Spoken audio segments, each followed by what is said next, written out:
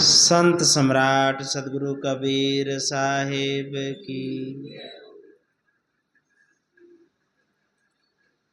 दाता श्री राजा राम जी महाराज की।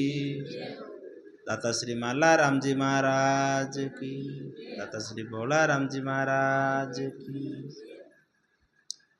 अनंत कोटि संत महापुरुषों की। ध्यान मूलम गुरु मूर्ति पूजा मूलम गुरु पदम मंत्र मूलम गुरुर्वाक्यम मोक्ष मूलम गुरु कृपा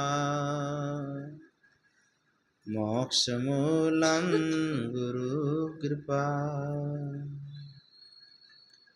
गुरु को कीजे बंदगी कोटि कोटि प्रणाम। कीट न जाने भृंग को तो गुरु कर ले आप समान। कीट न जाने भृंग को तो गुरु कर ले आप समान।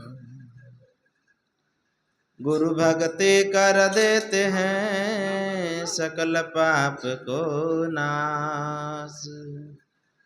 जैसे चिनगी आग की पड़ी पुरानी घास। जैसे चिनगी आग की पड़ी पुरानी घास। विश्व वंदनीय संत सम्राट सदगुरु कबीर साहिब के पावन चरणों में कोटि कोटि दंडवत प्रणाम। मेरे हृदय मंदिर के आराध्य देव परम पूज्य श्री गुरुदेव के पावन चरणों में कोटि कोटि दंडवत प्रणाम।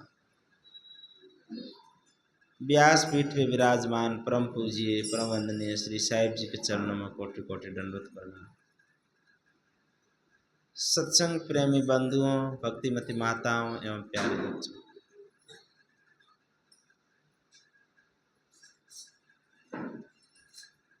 आज का दिन बड़ा महत्वपूर्ण है। कृष्ण जन्म अष्टमी।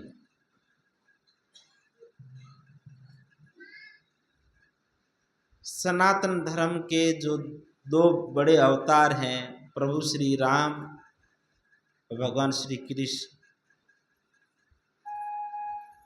रामावतार और कृष्ण अवतार। आज कृष्ण जन्म उत्सव मनाया जाएगा। शाम को सत्संग रहेगा।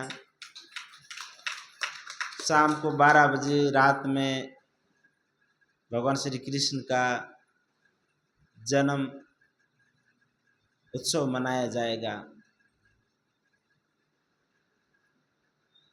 बड़ी खुशी की बात है।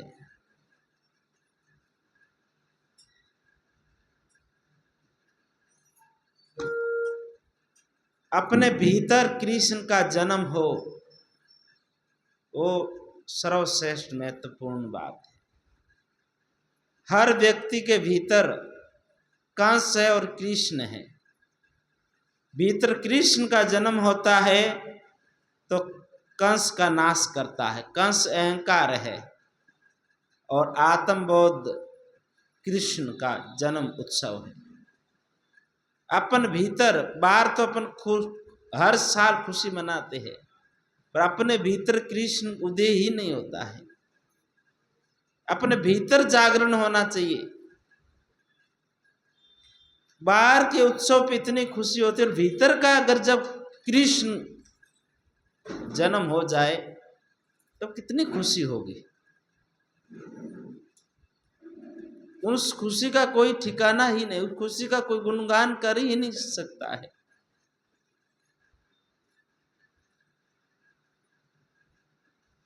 चलिए अपन बुद्धवाणी पे विचार करते हैं।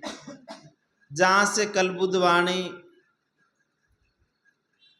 विश्राम दिया था वहीं से अभी प्रारंभ करते हैं।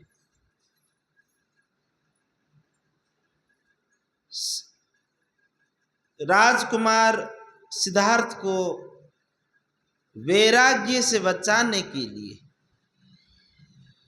ज्ञान वैराग्य से बचाने के लिए उनको रंग महल में भेजा गया, आनंद भवन में, जहाँ गणिका वेश्याओं का मेल था, जहाँ पे नगर बधुएं रहती थी, जहाँ नगर के सब पुरुष जाते थे, उन वेश्याओं के साथ में समागम करते थे। राज दरबार की गणिकाओं का जो अलग से भवन बना हुआ, आनंद भवन, रंग भवन, जहां पे रंग रैलियां होती थी, मन इंद्रियों का भोग होता था। राजा सुधोधन ने सोचा कि मेरे पुत्र को अस्तित्व मुनि ने जो भविष्यवाणी किया, उस भविष्यवाणी को सार्थक नहीं होने देना, सिद्ध नहीं होने देना है, इसलिए इनको रंग भवन में भेजा जाए। आज भी होता है, अगर किसी का पुत्र सत्यमार्ग संत गुरु की शरण में लगता है तो लोग कहते देखो ये बच्चा बिगड़ गया है, ये बच्चा किस रास्ते चल पड़ा है, देखो साधु संतों का संग कर लिया है, अभी इसकी उम्र ही क्या है, अरे ये सब तो बूढ़ापे में करना है। देखो उल्टा सीधा काम सब जवानी में करो और बूढ़ापे में भगवान का नाम लेना, हो सकता है क्या? जीवन भर उल्टा सीधा काम करेगा तो बूढ़ापे में खोपड़ी में वही विचार आएगा जो जवानी में किया है ना, जो उल्टा सीधा काम किया है वही, जो कुछ अपन खाया है ना वही डकार आएगी। लहसुन खाया तो लहसुन की डकार आएगी, आम खाया तो आम की डकार आएगी, दही खाया तो दही की खट्टी डकार आएगी। जैसा कर्म किया है वैसा ही विचार आएगा बूढ़ापे में। माँ का बेटा चोर बन जाए, डाकू बन जाए, बदमाश बन जाए, लूचा लपंगा कुछ बन जाए उनको मंजूर है, पर संत बन जाए वो मंजूर नहीं है। देखो कैसी बड़ी विडंबना है। ये भारत ऋषि मुनियों का देश है, भारत ऋषि मुनियों की देश है। और देखो उसमें सत्कर्म सत्मार्ग में बच्चे को नहीं लगाते हैं। बच्चों को अच्छे संस्कार देना चाहिए। बचपन में बच्चों का दिल कोरा कागज होता है। बच्चों को इसलिए बचपन में स्कूल में भेजा जाता है कि उनका बच्चे का दिल मन कोरा कागज, जो बचपन में जो पढ़ेगा उसके माइंड में फिट हो जाएगा। और 60 वर्ष के बूढ़े आदमी को स्कूल में भेजो, क्या वो पढ़ पाएगा? क्यों? क्योंकि 60 वर्ष तक उन्होंने जिंदगी में जो कुछ किया है ना वही खोपड़ी में सवार रहता है। इसीलिए भक्ति भी बचपन में जिन्होंने किया है वो लोग आगे बढ़े हैं। बूढ़ापे में तो बस पेट भराई का काम है। बूढ़ापे में कोई त्याग वैराग उतना होता नहीं है। या बचपन में या जवानी में जिसको तीर लगता है वही काम कर जाता है। इसलिए इस मन को भक्ति में समय से लगा लेना चाहिए। और अगर परिवार में बच्चों को से अपनी सेवा चाहते हैं, बूढ़ापा सुखद चाहते हैं, तो बच्चों को भी सत्संग में लगाना चाहिए। बहुओं को बच्चों को सत्संग में लाना चाहिए कि संतों की वाणी, गुरुवाणी उनके मन में बैठे, अच्छे संस्कार बैठेंगे तो सास ससुर को भगवान मान के सेवा करेंगे, अपने माता पिता समझेंगे। और नहीं तो वही सास ससुर को वृद्ध आश्रम में डाल देंगे। बहू कहेगी हमसे सेवा नहीं होती है। होता है, बहुत कुछ होता है। पहले जमाने में इतनी पढ़ाई नहीं थी, नॉर्मल बच्चों को पढ़ाया जाता था और माता पिता को भगवान मान के सेवा करते थे। पहले जमाने में वृद्ध आश्रम 50 वर्ष पहले बुढ़ा घर कोई नहीं समझता था, वृद्ध आश्रम में समझते नहीं थे। और आज जितनी शिक्षा बढ़ गई न संस्कारों की कमी होगी। शिक्षा इतनी बढ़ गई है, बच्चों को स्कूल, स्कूल से आते ट्यूशन, ट्यूशन से वापस सोना, फिर वापस स्कूल। बच्चों को अच्छे संस्कार, दादी नानी के पास बैठने का बच्चों को टाइम नहीं, बैठने ही नहीं देते। अच्छी ज्ञान की, अच्छी सत्संग की, देशभक्ति की कोई बात सुनाते ही नहीं बच्चों को, तो संस्कार कहाँ से पड़ेगा?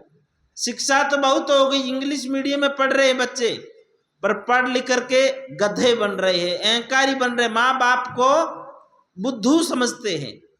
अच्छे पढ़ लिख करके बच्चे माँ बाप के आगे प्रणाम करने में उनको शर्म आती है, संकोच लगता है। हमने देखा, हम पहले सोजत के पास में सांडिया गांव में रहते थे, वो बच्चा आता था प्रणाम करता था, फिर वो अफसर बन गया, अब उनको शर्म आ रही है, संतों को फिर ऐसे हाथ जोड़ के प्रणाम करता था। छोटा था पहले प्रणाम करता था, दंडवत करता, फिर उसको ज्यादा पढ़ लिख करके सोचता मैं अफसर हो गया हूं, अब उसको झुकने में शर्म लगती है, खड़े खड़े हाथ जोड़ता है। कहने का मतलब है शिक्षा व्यक्ति को पूर्ण नहीं बनाते हैं, अहंकार पैदा करती। इसलिए शिक्षा के साथ साथ में संस्कार होना चाहिए। क्या होना चाहिए? संस्कार होना चाहिए। संस्कार होगा, संस्कारों की जननी माँ होती है, पहली पाठशाला घर होता है, फिर बच्चे 5 साल के बाद में स्कूल में भेजा जाता है। इसलिए अच्छे संस्कार बच्चों को देने चाहिए, घर में अच्छा सिखाना चाहिए, सत्संग गुरु भक्ति करनी चाहिए, तो फिर घर में माता पिता को भगवान मान के सेवा की जाएगी।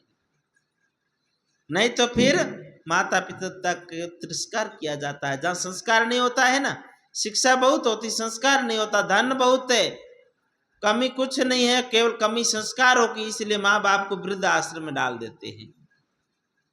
इसलिए बच्चों को अच्छी शिक्षा देनी चाहिए। युवराज सिद्धार्थ को राजा शुद्धोधन रंग भवन में भेजते हैं। गणिकाओं के पास सुंदर सुंदर लड़कियां औरतें उनके पास में जाएगा तो उसका मन काम में बस फंस जाएगा, मोह जाल में फंस जाएगा, विषय विकारों में फंस जाएगा, फिर वैराग्य का नाम ही नहीं आएगा। उनके साथ साथ और भी राजकुमारों को साथ में भेजा और सब राजकुमार उस मोह जाल में, उस विषय जाल में, मोह जाल में सब राजकुमार फंस गए, पर तो युवराज सिद्धार्थ उस मोह जाल में नहीं फंसे। रंग महल में गए, सुंदर सुंदर औरतें नृत्य कर रही थी, अर्ध नग्न कपड़े पहने हुए नाच रही थी, अच्छे अच्छे संगीत बज रहा था, पर सिद्धार्थ का ध्यान एक उर्मिला नाम की वेश्या वीणा बजा रही थी, उसके वीणा पे ध्यान जाता है और कहते तुम वीणा बहुत सुंदर बजाती हो। किसी के अंग पे या उनकी सुंदरता पे ध्यान नहीं गया, युवराज सिद्धार्थ का ध्यान उस सुंदर वीणा बजा रही थी, वीणा पे उनका ध्यान जाता है और वो वीणा को सुनते हुए वीणा को देखते हैं।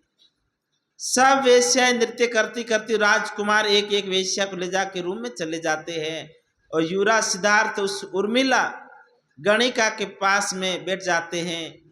वो उर्मिला गणिका उनको नृत्य करती है तो युवराज सिद्धार्थ कहते नहीं, मुझे नृत्य अच्छा नहीं लगता है, तुम वीणा बजाओ। बोला मैं क्या सुनाऊं, मैं आपका चित्त को प्रसन्न करूं, खुश करूं, आप राजकुमार हो। वैसे जानती थी राजा का राजकुमार है, खुश होगा तो न जाने कितना इनाम देगा। उस समय युवराज सिद्धार्थ कहते मुझे तुम रिजाए सुनाओ, या वेश्या कहती हम रिजाए मुझे नहीं आती और रिजाए हमें नहीं गा सकती हूँ, रिजाए तो पंडित पुरोहित संत गाते हैं, मैं वेश्या हूं, मैं गणिका हूं। सिद्धार्थ कहते हैं ये वाणी है, ये शब्द है, ये शब्द किसी के गुलाम नहीं होते हैं, जो इन रिजाए को गाए रिजाए उसी की, जिसके सुर से निकले ये सरस्वती उसी की है, इसमें कोई मना नहीं है। गणिका कहती है क्षमा करे मैं नहीं गा सकती हूँ और मुझे याद भी नहीं है। युवराज कहते कोई बात नहीं, तुम्हें जो आता हो गाओ, पर तो वीणा की जो सुर मुझे अच्छा लगता हो। युवराज सिद्धार्थ उस वीणा, उस संगीत में अपने एकांत मन को समा देता है, पूर्ण ध्यानिष्ठ हो जाता, संगीत में अपने ध्यान को एकाग्रित कर लेता है। सुबह हो जाता है, युवराज और सब इधर सिद्धार्थ के चाचा राजा दुर्योधन और उसकी चाची मंगला देखते हैं झरोखा से कि देखो अब बहुत जल्दी सिद्धार्थ अब रंग भवन में गया, मदिरा पान करके इन गलियों में शराब की बोतल लेकर के घूमेगा ना, तब तू मैं होगा, लोग थूकेंगे और फिर हमारे पुत्र देवदत्त को राजगद्दी मिलेगी। ऐसी उनकी सोच रहे थे। इतने में उनका ही बेटा देवदत्त शराब मदिरा पिया हुआ और हाथी की तरह झूलता हुआ और अंट संट गंदे शब्द बोलते हुए गली में भटक रहा था। तुरंत राजा दुर्योधन ने कोई दास दासी नौकर चाकर को भेज करके ला करके महल में उनको सुलाया और सिद्धार्थ पूर्ण जगह बाहर निकले। इतने में उर्मिला गणिका तुरंत तो उस सिद्धार्थ का दुपट्टा लेकर के पीछे आती है, ये आपका दुपट्टा यहाँ रह गया था। सिद्धार्थ कहते हैं ये मेरी तरफ से तुमको भेंट। बोला क्यों? आपने तो जिस उद्देश्य से आए तो वो तो कुछ किया नहीं, आपको मैं खुश तो कर नहीं पाई कि नहीं, आपने बीणा बजाया, बीणा से मेरा मन एकाग्रित हुआ और मुझे अच्छा लगा, इसलिए ये मेरी तरफ से स्वर्ण वणित, स्वर्ण से, रेशम की डोरों से, स्वर्ण से, तार से बना हुआ दुपट्टा सिद्धार्थ उस उर्मिला गणिका को दे देता है। दूसरी आपस में सब गणिका कहती है तुमको राजकुमार ने कह दिए क्या दिया, दूसरी कहती तुमको क्या दिया, कोई कहती मुझे 9 लखा हार दिया, कोई गणिका कहती है कि देवदत्त तो अपना घोड़ा ही मुझे दे के गया, क्यों नशे में वो घोड़ा छोड़ करके चला गया भटकता हुआ। सब गणिकाएं वहां पे बोली। इधर सिद्धार्थ आता और अपनी मां से कहता है कि मेरे गुरु को आचार्य कौंडिन्य को यहाँ से जाने के बाद में मैं बहुत एकांत मुझे लगता है, मुझे मेरे प्रश्नों का उत्तर कौन दे, जवाब कौन दे, मेरे गुरु यहाँ से चले गए। उसकी मां प्रजापति कहती है पुत्र तुम्हारे गुरु एकांत सेवन करना चाहते, वानप्रस्थ चौथा आश्रम वो सेवन करना चाहते, इसलिए उनको यहाँ से सेवा से उनको मुक्त कर दिया, गुरुकुल से उनको मुक्त कर दिया है, इसलिए आप दुखी ना होए। और कुल गुरु वाचस्पति है, आचार्य अश्वपाल हैं, और भी गुरु हैं, उन लोगों से आप प्रसन्न करिए, परंतु आना जाना समय परिस्थितियां समय से हमेशा एक जैसी नहीं रहती है। इसी प्रकार ये सब बातें होती है। इधर दूसरे दिन शाम के समय फिर वापिस मंत्री कहता है कि आज फिर राजकुमारों को रंग भवन में जाना है। उनका लक्ष्य ये था कि कैसे रंग भवन में जावे और सिद्धार्थ का मन इस काम विषय विकारों में लग जाए तो वैराग्य जिस मन हट जावे। पर फिर वापिस उस रंग भवन में सब जाते, सब कुमार नृत्य में लीन हो जाते हैं, मदिरा पान कराती वेश्याएं, परंतु सिद्धार्थ मदिरा पान नहीं करता है, केवल आंख मूंद करके उस वीणा की जो धुन को ध्यान मगन होकर के सुनता है। देवदत्त कहता देखो ये यहाँ आकर के भी ध्यान करी, ध्यान करने की जगह है, यहाँ तो मौज मस्ती आनंद लेने की जगह है, पर इसको कौन समझाए, ऐसे देवदत्त अपने मन में करता है। इतने में देवदत्त नशे में आकर कहता है कि कंचिनी कहाँ है, जो गणिका थी, उस गणिका के प्रति देवदत्त का मन ज्यादा डूबा हुआ था। मोहिनी गणिका कहती वो बीमार है, उसको बुखार आ गया है, ज्वर में ताप रही है, नहीं उसको लेके आओ, मैं उसके बिना मेरा मन संतुष्ट नहीं है। उस समय सिद्धार्थ कहते तुम कैसे इंसान हो, जब वो बीमार है, तकलीफ है, वो नृत्य नहीं कर सकती है, और भी गणिका है, उनके साथ अपना मन को बहला दीजिए। उस देवदत्त नशे में ऐसा था और कंचिनी को जबरदस्त उनको पीड़ा देता है, कष्ट देता है, और वो कंचिनी बेहोश हो जाती है गणिका। इधर सुबह होता है, ये सब रंग भवन में सब गणिका इकट्ठी होकर के विलाप कर रही थी। सिद्धार्थ ने कहा क्यों, क्या हो गया है? बोला देवदत्त ने जबरदस्ती कंचिनी के साथ में व्यवहार किया और वो बेहोश हो गई है, उनको होश ही नहीं है। सिद्धार्थ को बहुत दुख होता कि देखो कैसे इंसान है, वो भी एक स्त्री है, किसी के साथ जबरदस्ती नहीं करनी चाहिए। और वो गुस्से में आकर के तुरंत सिद्धार्थ जा करके और वहां पे देवदत्त अखाड़े में अभ्यास कर रहा था और वहां जाकर के तलवार नंगी लेकर के और लड़ रहे थे और जाकर के वहां लड़ बैठे देवदत्त के साथ। तुम कैसे हो, तुम एक तरह के हैवान हो, पशु हो, पशु भी ऐसे नहीं करते हैं किसी के साथ में, तुम पशु कहने के लायक भी नहीं हो। ऐसे लड़ रहे थे गुस्से में। और देवदत्त कहता है कि वो औरत नहीं, वो एक वेश्या है, गणिका है। सिद्धार्थ कहता है गणिका के साथ साथ एक वो औरत भी है, मजबूरी में उनको कोठा पे बेचा जाता है, परंतु वो एक औरत भी है। सिद्धार्थ गुस्से में एकदम देवदत्त को ऐसे मारता पीटता, इतने में राजा सुधोधन आ जाते हैं। और राजा सुधोधन वो देखते हैं और मंत्री को कहते हैं कि जल्दी से इनको छुड़ाओ। और राजा आवाज देते हैं सिद्धार्थ रुक जाओ, मैं कह रहा हूं। सिद्धार्थ तुरंत रुक जाते हैं। मन ही मन राजा सुधोधन मुस्कुरा रहे थे कि जब से ये रंग भवन जाने लगा तब से इसके अंदर क्रोध तो आया, इसके अंदर वो जो लड़ रहा था, लड़ने की जो हमेशा जो राजा सुधोधन इसकी आंखों में चमक देखना चाहते थे, आज वो लड़ने की उनकी जो शक्ति और लड़ने का जो तरीका देख करके राजा सुधोधन मन ही मन बहुत खुश है। ऐसा होना चाहिए, सूरवीर योद्धा को हमेशा ज्ञान की बातें करता है। अच्छा हुआ रंग भवन जाने से इनके अंदर इतना सा परिवर्तन आया है। सिद्धार्थ कहते हैं कि मैंने आपसे अभी तक कुछ नहीं मांगा है, आज आपसे मेरी विनती है। राजा सुधोधन कहते पुत्र मांगिए, जो इच्छा हो तुम मांग लीजिए, मैं बहुत प्रसन्न हूं, खुश हूं। इधर मंगला कहती आप खुश हो, अपने बड़े भाई को ऐसे मार रहा था, आप खुश हो। राजा सुधोधन कहते हैं आप इन बातों को भूल जाइए, परंतु सिद्धार्थ के अंदर जो परिवर्तन आ रहा है इसको देख करके मेरे मन में बड़ी खुशी है। सिद्धार्थ कहते हैं मांग बेटा। सिद्धार्थ कहते हैं बस आप आज से ये नियम लागू करिए, कोई पुरुष औरत के साथ जबरदस्ती नहीं कर सकता है, चाहे गणिका ही क्यों न हो, वेश्या ही क्यों न हो।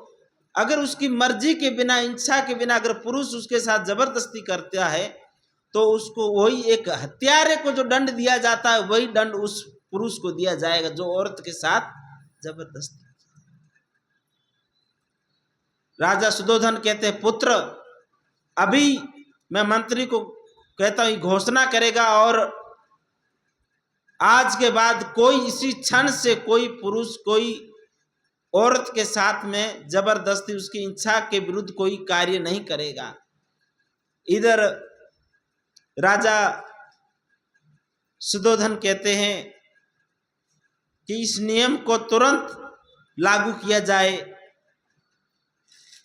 इसी प्रकार उर्मिला के साथ में सिद्धार्थ एक नदी के किनारे जाते और वहां पे भ्रमण करते हुए वो वीणा बजाती है और उनके वीणा बजाने के संगीत पे सिद्धार्थ अपने मन को संगीत से भर लेता था, अपने ध्यान में डूब जाता था।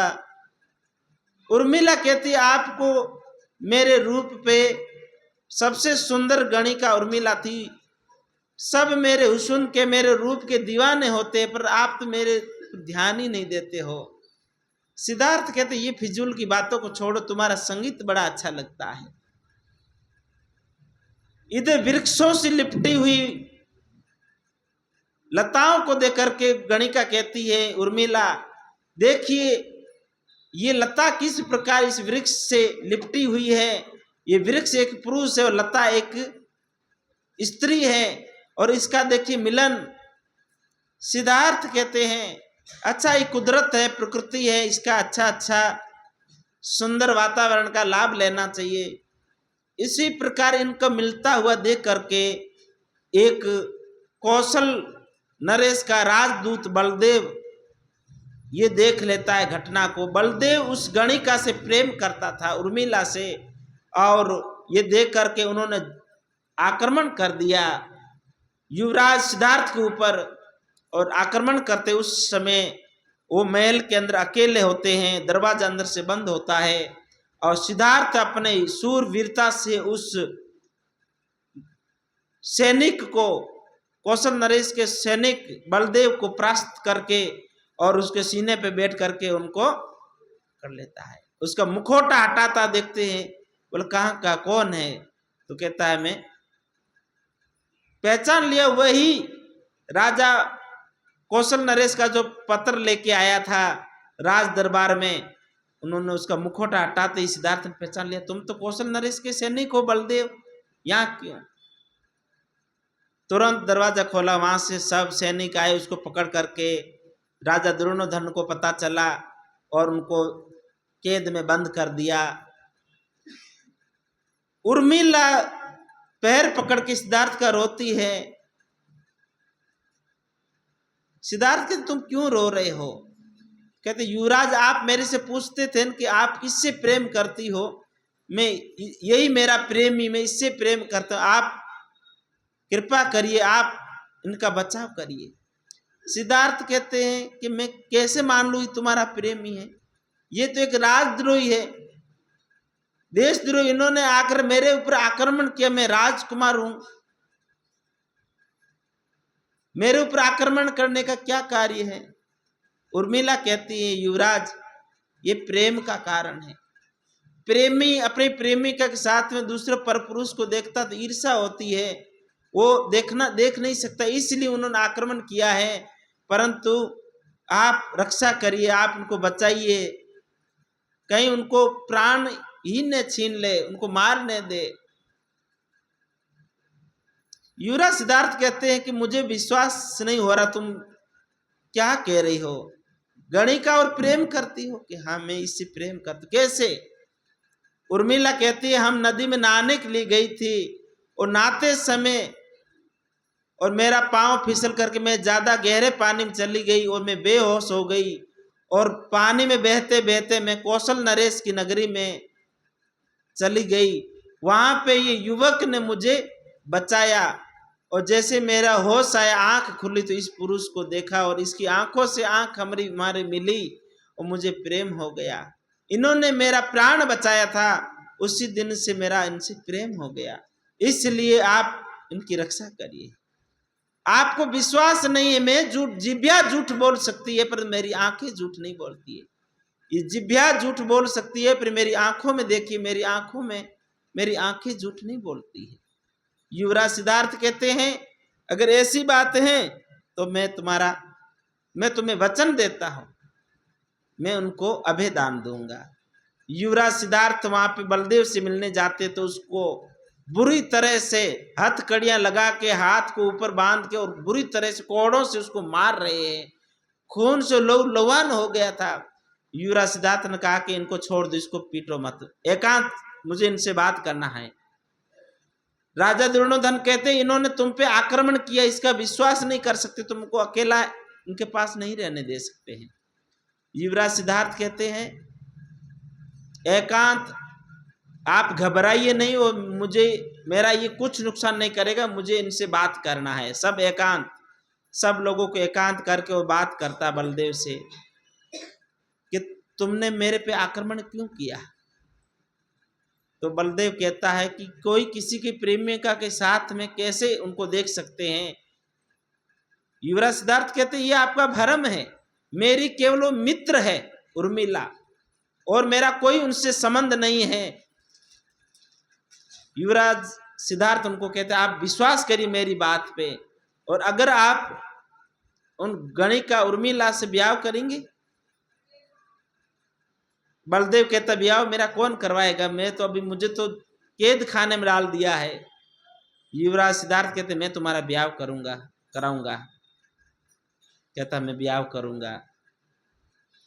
सिद्धार्थ कहते हैं कि मैं इसको अभय दान देता हूं, इसको कोई हाथ नहीं लगाएगा, मारेगा नहीं। राजा दुर्योधन कहते कि ऐसे नहीं, ये एक देशद्रोही है, उन्होंने आप पे आक्रमण किया, इसको हम छोड़ नहीं सकते हैं, इसका निर्णय राजा स्वयं कर सकते। राजा सुधोधन वो अभी आए नहीं हैं। युवराज कहते अगर इसका निर्णय राजा करेगा तो इसको तुम बुरी तरह से मारपीट भी नहीं कर सकते हो। राजा जब तक आएंगे तब तक राजा ही निर्णय लेंगे। इतने में राजा शुद्धोधन आ जाते हैं। राजा शुद्धोधन कहते हैं ये कौन है? कहते हैं ये वही है जो निमंत्रण पत्र लेके आया था, कौशल नरेश का राजदूत बलदेव है। इन्होंने युवराज पे आक्रमण किया है, जानलेवा हमला किया है। राजा शुद्धोधन कहते ये अभी तक जिंदा कैसे है? मेरे राजकुमार पे इन्होंने हमला किया, इसका प्राण क्यों नहीं लिया? राजा दुर्योधन कहते ये राजकुमार ने इसको अभयदान दे दिया है। राजा कहते ऐसे अभयदान क्यों? राजकुमार कहते हैं इसको मैंने अभयदान दिया, इसको कोई कुछ नहीं करेगा, और मैं इनका ये राजदूत है। किसी राजदूत का दूसरे देश में हत्या हो जाती है तो युद्ध छिड़ जाता है, परंतु ये देशद्रोही नहीं है, ये एक प्रेम का प्रसंग के पीछे यहाँ आया था। ये सब बात करते हैं। और युवराज सिद्धार्थ कहते हैं मैं इसको अभयदान दे दिया हूँ। राजा शुद्धोधन कहते हैं कोई बात नहीं, अभी इनको युवराज के सामने इसको वरी कर दो, परंतु यहाँ से निकलेगा इसके पीछे सैनिक भेज के इसको खत्म कर देना है। पर युवराज के सामने इसको छोड़ दो, क्योंकि युवराज सिद्धार्थ किसी का दुख सह नहीं सकते हैं, इसलिए युवराज सिद्धार्थ के सामने उसको वरी कर देते हैं। युवराज सिद्धार्थ उसको रंग महल में ले जा करके कहते हैं मोहिनी गणिका से कि इसका ब्याह करवाएंगे उर्मिला के साथ में। उर्मिला इससे प्रेम करती है। मोहिनी कहती इस रंग भवन में मंडप हमेशा सजता है, सुहाग रात हमेशा मनाई जाती है, परंतु ब्याह नहीं होता है, ये पहली बार हो रहा है। युवराज सिद्धार्थ कहते हैं ये मेरी मित्र है उर्मिला, उसका प्रेमी है, वो इससे ब्याह करके अपने कौशल देश ले जाना चाहता है, इसलिए मैं इनका ब्याह कराऊंगा। धूमधाम से रंग महल में उर्मिला गणिका का ब्याह करके और उनको भेजते हैं कौशल नरेश की नगरी में। युवराज सिद्धार्थ कहते मैं इनके साथ में जाऊंगा, यहाँ आगे तक पहुंचा के आऊंगा। जना रथ हाँकते हैं और बैलगाड़ी में उस सैनिक को और उर्मिला को बिठा करके विदा करते हैं। इधर पीछे से राजा शुद्धोधन दुर्योधन ने सैनिक भेजे कि कपिल वस्तु की सीमा को पार करते ही इसकी आत्महत्या कर दी जाए, इसको मार दिया जाए, कौशल नरेश के दूत बलदेव को। जैसे ही कपिल वस्तु की सीमा को पार करते हैं, युवराज सिद्धार्थ कहते बलदेव अब तुम सुरक्षित हो, कपिल वस्तु की सीमा पार कर चुके, अब तुम्हारी सीमा है। इतने में जना को कहते तुम थोड़ा इनको और आगे तक पहुंचा के आओ, और युवराज सिद्धार्थ वहीं खड़े रहते। इतने में देखा कि वृक्षों में छुपे हुए सैनिक तीर लेकर के खड़े हैं, कोई तलवार लेके खड़े हैं, कोई छुरा लेके खड़े हैं, 4-5 सैनिक। युवराज सिद्धार्थ ने बारी बारी एक एक करके सब सैनिकों को परास्त करके बेहोश कर दिया। युवराज सिद्धार्थ के पास में ऐसी कला थी कि यहाँ गले में ऐसी नस होती, उसको ऐसे दबाने से व्यक्ति कुछ समय के लिए बेसुध हो सकता है, बेहोश हो जाता है, फिर वो वापस होश में आ जाता है। उसका नुकसान कुछ नहीं होता है, उस समय वो निष्क्रिय हो जाता है, बेहोश होकर गिर जाता है। इस कला से न तो किसी सैनिक को मारा और बिना हथियार के, वो हथियार लिए हुए सैनिक को परास्त करके 6-7 सैनिकों को परास्त करके और बैलगाड़ी में लेकर के उसको बेहोश लेकर के वहां आते हैं कपिल वस्तु राज दरबार में। राजा दुर्योधन कहते ये कौन है? बोला ये यहीं के सैनिक है, कपिल वस्तु के सैनिक ही अंदर अंदर नुकसान कर रहे हैं। बोले ये क्या हुआ? बोला कुछ नहीं, ये सब बेसुध है, अब होश आने पे इनको पूछना पड़ेगा किसके कहने से ये आक्रमण किया। इधर आगे से चर्चा, कल से युवराज राजकुमारों का ब्याह की चर्चा चलेगी। कुमार सब ब्याह के लायक हो गए हैं और कल आगे की बुद्धवाणी पे विचार करेंगे। अभी बुद्धवाणी को यहीं विराम देते हैं। बोलो सद्गुरुदेव की जय।